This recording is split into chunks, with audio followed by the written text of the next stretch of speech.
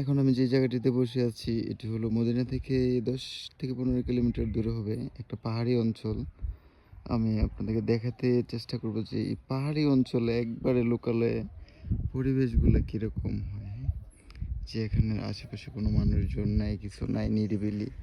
এখানে যে ঘরগুলো দেখতেছেন, এই যে গাড়ি দেখতেছেন, এই ঘরগুলোতে আসলে মূলত মানুষ থাকে না।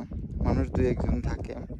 বাট এগুলোতে ছাগল, দুম্বা, ভেড়া এগুলো থাকে। এই যে জায়গাটা দেখতেছেন এখানে ৩ জন চোদানি থাকে।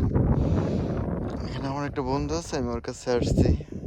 এই যে একটা ঘর, এই ঘরটিতে ৩ জন চোদানি থাকে। ওদের সাথে আমার ভালো একটু ফ্রেন্ডশিপ আছে। এটা হলো উঠোন। এই বাড়িটার উঠোন বলতে পারেন মেঝে।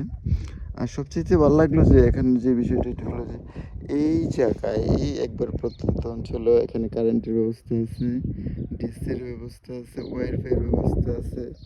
আর যদি আপনাকে দেখাই এখানকার বসার যে পরিবেশটা, এই যে একটা সোফা দেওয়া আছে একেবারেই খোলা আকাশের নিচে, হ্যাঁ? এই জিনিসটা আমার কাছে খুব ভালো লাগলো।